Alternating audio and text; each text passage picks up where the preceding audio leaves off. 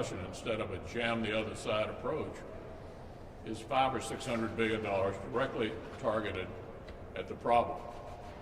But of course, the $1.9 trillion problem, as we said repeatedly, the $1.9 trillion package, as we said repeatedly, only had about 1% or less for vaccines, 9% or less for health care.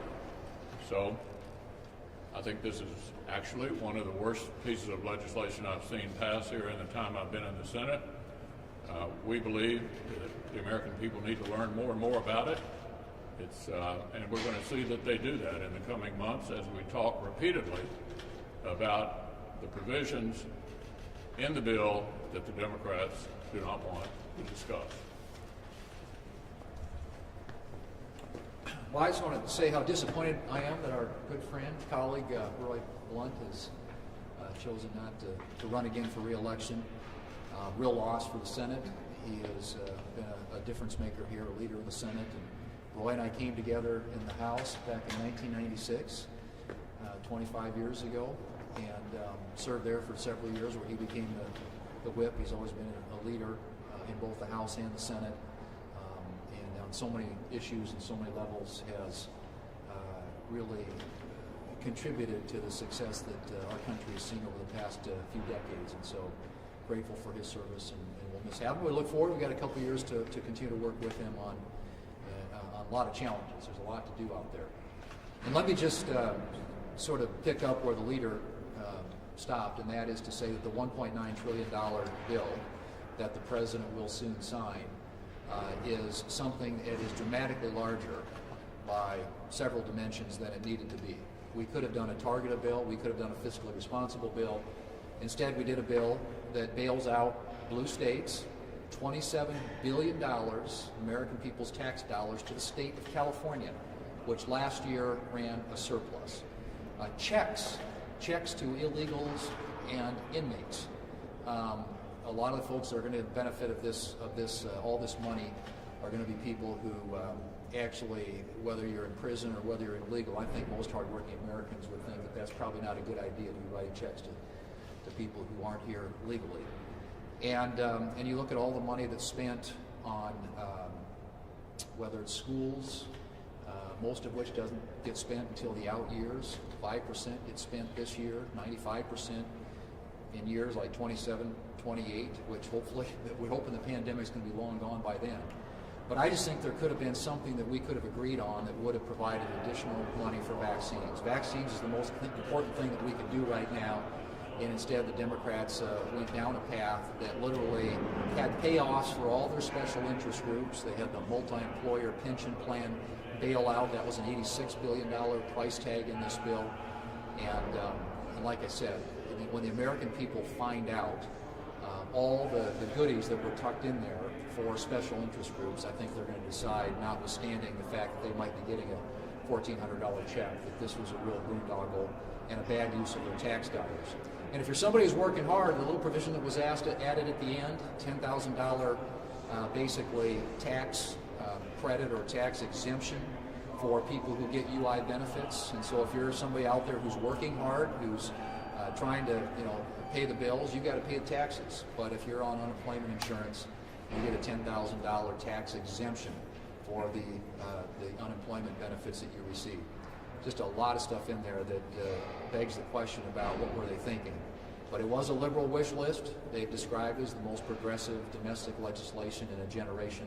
It certainly lived up to that billing, but it was also a decision consciously made by the Democrat leadership, notwithstanding Republicans' efforts in the last year to get 5 coronavirus bills across the finish line, all with bipartisan support, to go one-party rule and load it up with a lot of their wish list agenda. And I think that's an unfortunate outcome for the American people. And I hope it's not a sign of things to come, because if it is, it's going to be very, very harmful to the country and very, very hard for the Congress, and particularly the United States Senate, to do the work the American people sent us here to do.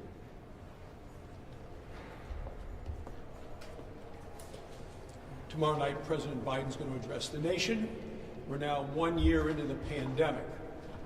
over the last year. Many people paid with their lives, others with their livelihood, and all of us with our liberties. Through Operation Warp Speed, we now have 3 vaccines that are safe and effective. And 2 million people are getting vaccinated every day. As a result, hospitalizations are going down, the death rate is going down, and as a doctor, I will tell you all of these are very good things. The economy is also recovering. Last week we heard that over 370,000 new jobs were added back into the economy. The things I hear about at home in Wyoming is in terms of across the nation, what about President Biden's promise to open all the classrooms by the end of the school year? Well, that's a promise that President Biden will never be able to keep. At the same time that the classrooms are closed across the country, the southern border is wide open. Take a look at the news stories that are coming out. It's obvious that in terms of unaccompanied minors, the beds are filled to capacity. In terms of adults coming into the country, many of them are infected currently with coronavirus. They're still allowed to be released into the United States. They're being tested positive, and then they get on a bus and carry that disease straight into the heartland of America. This has to stop.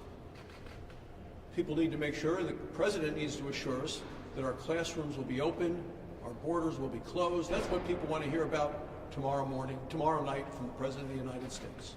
They want to hear what are his plans to secure the border, to open the classrooms, and to get America fully back in recovery.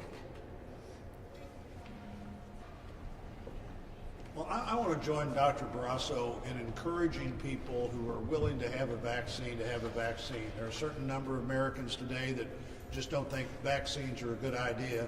I'm not one of them.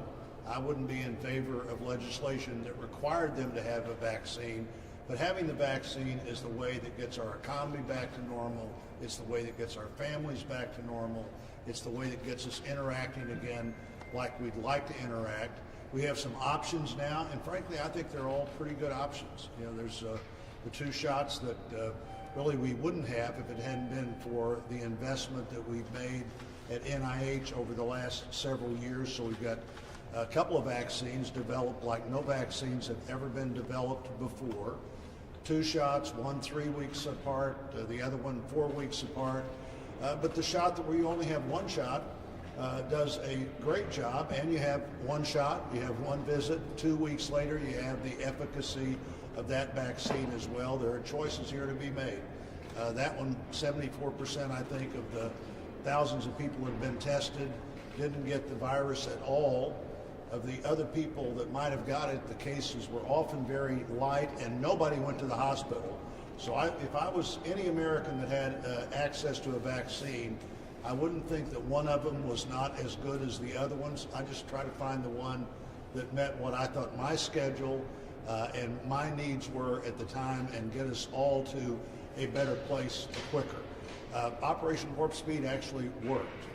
And so we've got vaccines that are about 2 years quicker than we would have had them otherwise. I think the President today just announced that he was going to exercise another 100,000 of the Johnson & Johnson vaccines that President Trump had already future contracted for, and has come up with some ways to produce those quicker than we might have otherwise. But if they weren't there, we wouldn't be producing them. You and I couldn't have them.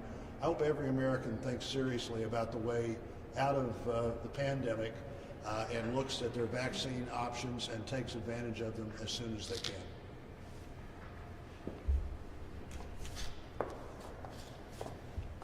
We have been able to pass 5 COVID relief packages in the past year. And unfortunately, Biden's promise to be the bipartisan president, a president for all Americans, is going out the window today as he signs this non-COVID-19 package. $1.9 trillion. We're footing the bill for a Democratic wish list of items. Now, fortunately, we were able to push back and get a number of items removed, like the $15 federal minimum wage, the bridge to Canada for the state of New York, the subway system for Nancy Pelosi and Silicon Valley, We could go on and on and on with all of the items that have been packed into this non-COVID-19 bill. Now, in just a little over a month, we're going to hit tax day here in the United States.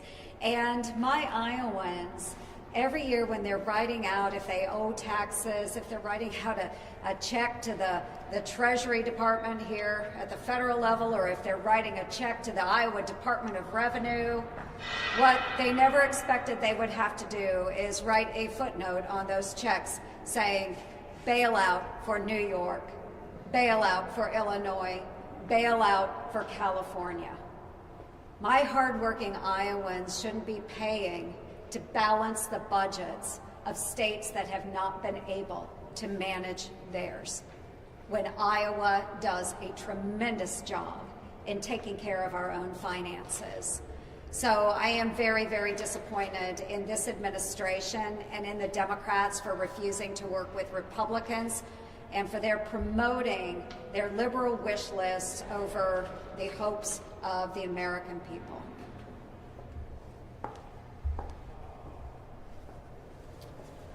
Well, I'm extremely disappointed in Nancy Pelosi and Chuck Schumer. This is a very partisan bill.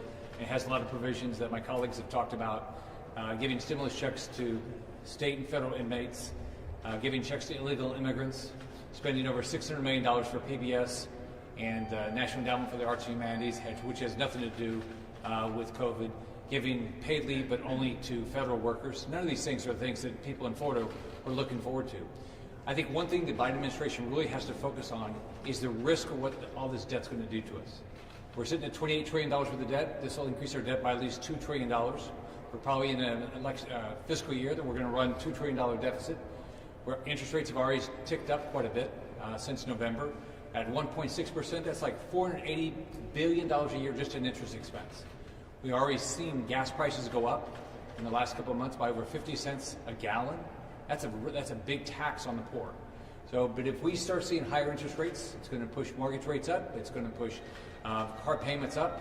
And on top of that, it's going to push inflation up, which is going to hurt the poorest families in our country. Leader McConnell. I know that no Senate Republican, as you all have made clear, support the American Rescue Plan. You've talked a lot about New York and California, but I'm wondering if you all have a sense of how it's impacting your respective states. So how much money, for instance, is going to Kentucky, and if the same protocol exists to help constituents in accessing those services from the rescue plan in your state, even though you personally don't support the legislation. Well, the governor of Kentucky pointed out that we didn't have a budget crisis. He predicted one. It didn't occur. And so the whole point we're trying to make here is this is wildly more expensive than the situation we find ourselves in now. Look back a year, the CARES Act was roughly $2 trillion. That was the heart of the pandemic. We had just shut down the economy. We were sending people home. And here we are a year later, the Democrats acting as if nothing has changed. And all the signs are that we're on the way out of this. And this is vastly more expensive than should have been approved at this juncture. This debt, as Senator Scott just pointed out, is continuing to pile up, and pile up. Larry Summers, Bill Clinton's Secretary of the Treasury, said, way too much.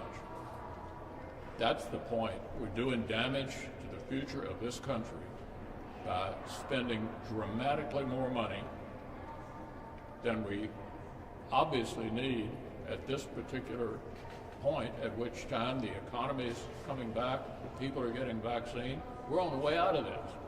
We're about to have a boom. And if we do have a boom, it will have absolutely nothing to do with this $1.9 trillion. Leader McConnell, I'm curious what your thoughts are on National Guard remaining here and the fencing, and also on Honoree's report, if you've seen it, and what your thoughts are. It asks for a lot of changes, sweeping changes, and that's going to need to be funded as well. Where do you come down on the need for that and the appetite for that? On the need for the Guard here? Yes. I think we've overdone it. There are no serious, I just checked early this morning, there have been no serious threats against the Capitol. I think we're way overreacting to the current need, and much like the 1.9 trillion, looking back at what happened January 6th, rather than where we are now. I'm extremely uncomfortable with the fact that my constituents can't come to the Capitol with all this razor wire around the complex. It reminds me of my last visit to Kabul.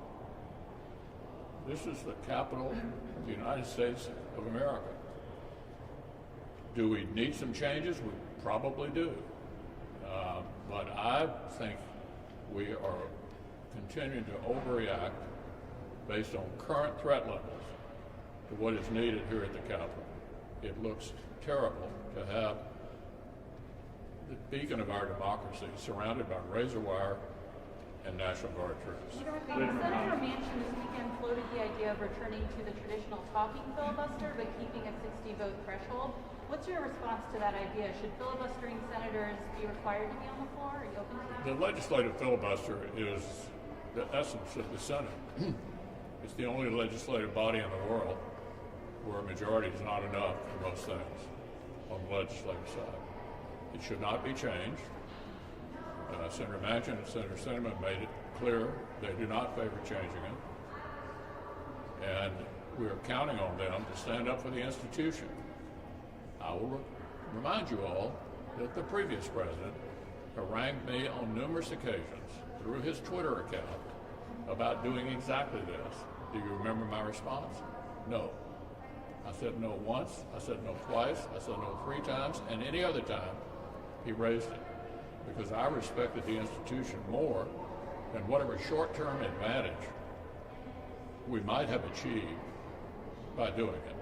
I think when you have a discussion like this, you always need to remember what will happen when the other guys are in charge. How would they feel about a Republican Senate operating with 51 votes majority, deciding that we need to have a national right to work law? How would they feel about that? That is among a number of things that they would seriously object to. And finally, let me make the point that in the last Congress, the Democratic leader used the filibuster frequently to stymie things that we might have preferred passed. Did I say we ought to break the rules, change the system? No. Majorities come and majorities go. But the essence of the Senate is the filibuster on the legislative calendar. Change that and you change the Senate and America forever. Even if you keep the 60-vote threshold, but you require the senators to be in attendance. The status quo of this issue is exactly where we ought to be. Leader McConnell. Thank you.